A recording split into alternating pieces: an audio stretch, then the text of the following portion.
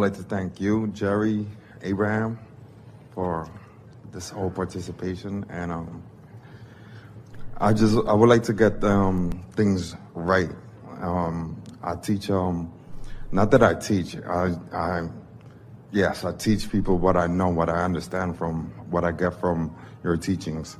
And I'm a little nervous, I'm sorry. All right, so the way that I understand it and the way that I explain it to people is that. So guide that word. Just take that opportunity right there and guide that feeling into a little different place. I'm nervous and I'm sorry.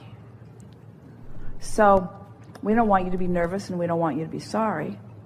But here you are having a moment that's new, that has the potential. So just guide it just gently and deliberately.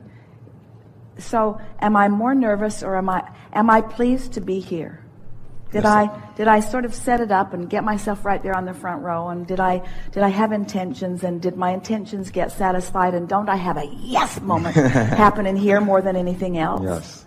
Yeah, so I can say I'm nervous, or I can say I can feel nervous, or I can feel fulfilled, and you get to choose which way you lean it. Fulfilled. Yeah.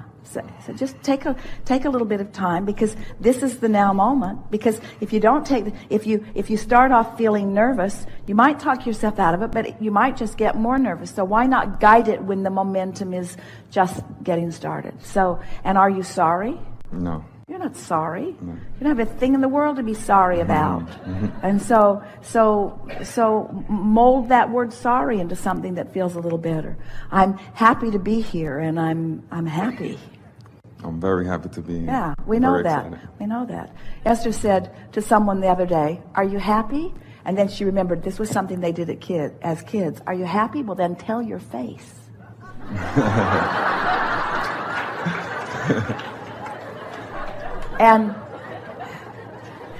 But if you are happy, you don't have to tell your face. Your face knows. Right. See? All right, just a little aligning, because everything's now. Thank you. We're eager to hear you. Okay, so I told my friends who asked me about the law of attraction that they are creators and that they have the ability to focus, kind of like your words. And you have these five senses. And you have a sixth sense, which is your feelings. So we have the ability to hear, smell, taste, and see and listen. And hear. I'm sorry. Yeah. So we have these five senses, and your emotions guides all of these, and you're able to create and tune in to whatever you desire by feeling good. Let's say if you want to tune into a vehicle, you want a vehicle. Basically, you have to use your five senses to charge yourself, for the vehicle. You have to imagine the color that you want to see. You have to smell like the leather, the interior. You have to hear the engine. You have to, use. And we're going to ask you a question. Yes. If a person were able to do that, to see it and smell it and so forth, what effect would that have on them in the now?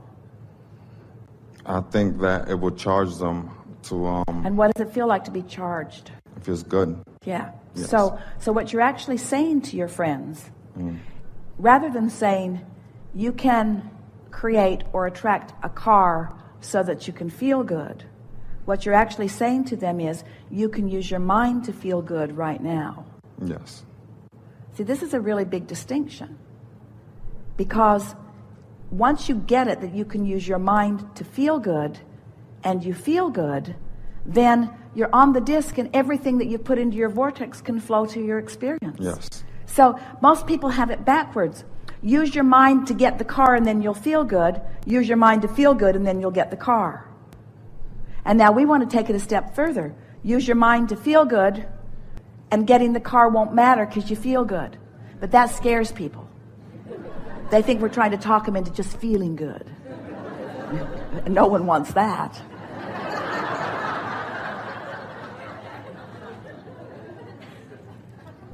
So how are your friends taking it? Don't you find that most of them are still eager about life?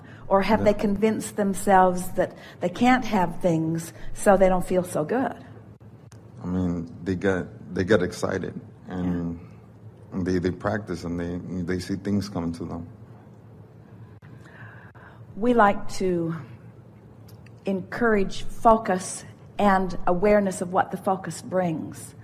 And so we encourage choosing things that you don't have resistance practiced about. In other words, if a person has wanted a car and they don't want just any car, they want that car, and that car doesn't just cost a little, that car costs a lot. And they don't have that kind of discretionary income right now, and since they're equating having that with spending that and spending that with earning that, then they have some obstacles in their path that they have to overcome. Yes. So we like to encourage them to get the hang of this by using the power of their mind, spending the vibrational currency on things that the universe can yield to them right now. Okay. Right now. Esther was sitting on her porch the other day in Texas. And she'd been out there for a few hours, editing, working on some different things.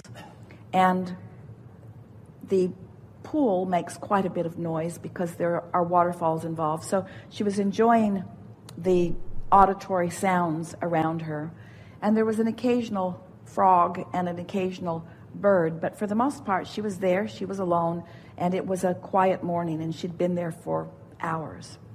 And then, for pleasure, she started focusing on a rampage of thoughts, and she came to a point of clarity. Some of it we have discussed here today, a point of exhilarated clarity, and the little bugs in the trees that she doesn't see but she knows rub their legs together and make noise. There must have been 100,000 of them who all applauded at the precise moment that she came to that thought. And she looked out into the trees where she could not see them and said, I know. Because she knew they had been inspired from that broader mastermind to rendezvous with her in an obvious way as a demonstration of alignment, you see. Now, you just can't buy that with money, but you can spend your vibrational currency on it. So as you encourage your friends to just focus upon things that they don't have resistance about, and you together play with them in conversation about it, and then hang around together for not very much time, an hour or two, and watch how many demonstrations the universe will give you that lets you know that we are all aware of what you're talking about, aware of what you want, aware of where what you want is, and aware of how to lead you to it, and boom, again and again and again and again and again, you're going to have that affirming experience that lets you know that you are the center of the universe. That there are masses that are standing in the wings where you can't see them, that are in on what you are in on, assisting you, you see. You begin to feel never alone. You begin to feel always involved. You begin to know your power and your value and your worthiness, you see. And it doesn't take very much of that before you say, oh, I like that, what about that? I like that, what about that? So that you begin directing the energy. And what you'll learn, both about monetary currency and vibrational currency, is the more of it that you spend out the bottom, the more of it comes back in the top. In other words, you'll just find yourself so involved in the expenditure of this energy that feels good, and therefore the equivalent reciprocant of more energy coming back in, that it's not like, have you ever had a nest egg, a little clump of cash that you really didn't want to spend because that you didn't know how soon you were going to get more back in, and so you didn't want it to go out because it felt like diminishing? Well, this is the opposite of that, because the more of this you spend, the more comes back in, until you begin to understand that you can have a little bit that you're rotating, or you can have a lot that you're rotating. You can have a little clarity that you're rotating through you, or a lot that you're rotating through you. You can have a little bit of cash that's rotating through your experience, or you can have a lot of cash that's rotating through your experience. This is what you are demonstrating to your friends, you see. Our favorite conversation about the universe demonstrate, we would encourage all of you to make a short list maybe as soon before you even drive out of the parking lot. Just get something to write on and make a short list of something that you would like to see that doesn't cost any money necessarily. It could, but it doesn't cost any money. It's just something that you're interested in seeing. Just pick something. Write 3 or 4 things on your list and watch how fast the universe brings it to you. Not once, but twice, but again and again and again and again and again and again and again, in demonstration that we saw you write it down, we know what you meant by it, we know where all of those things are, we know where you are in relationship to all of those things, and when you're feeling good like you are today, there's going to be plenty of demonstrations of that alignment. And once you show yourself that with that list, then you can make an endless list. Esther has been sitting and writing. She has a pen that her grandchildren gave to her that looks a little like a magic wand. And she likes the way it feels in her hand, and she likes the way she often feels when she focuses in writing. And so she sort of waves that magic wand around and creates weather or whatever she likes. In other words, you are unlimited beings. You just got to know it. And until you know it, you're not unlimited. But when you know it, then you are unlimited, you say. So we like the conversation that you're having with your friends. Something more? No, that's all. Thank you. So what is the next conversation what would you like to add to it? Do you talk to them one at a time? Or are you in a group when you have these discussions? Sometimes I'll be in a group. So what would you now like to add to the conversation? They have to feel good about, whatever they think about. And would you say the 5 senses that everyone accepts all exist? Or that they have to follow their feelings and feeling good. But could you say that those 5 senses exist for the benefit of their personal feeling? Yeah. In other words, you don't see.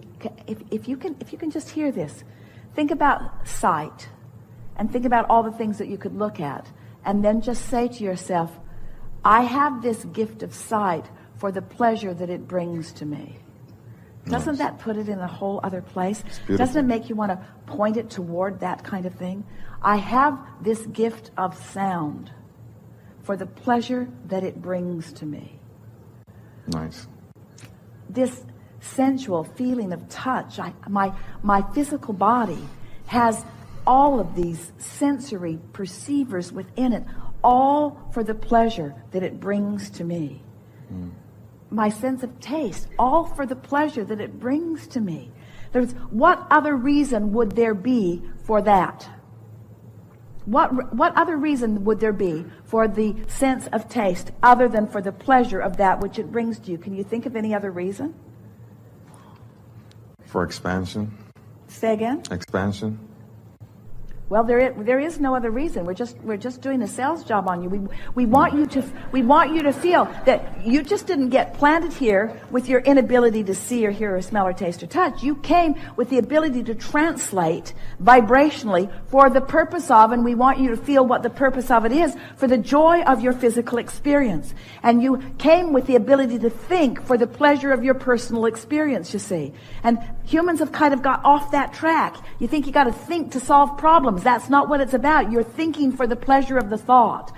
And when you start reaching for the thought because of the pleasure that it could possibly give you, then you don't say you're sorry because that's not a pleasurable thought. And you don't say you're nervous because that's not a pleasurable thought. You focus your mind in ways that brings you pleasure, and then you sustain that high-flying disc vibration, and then you live the life that you came to live. We've sort of come full circle, haven't we? Thank you. Really good. We enjoyed this conversation.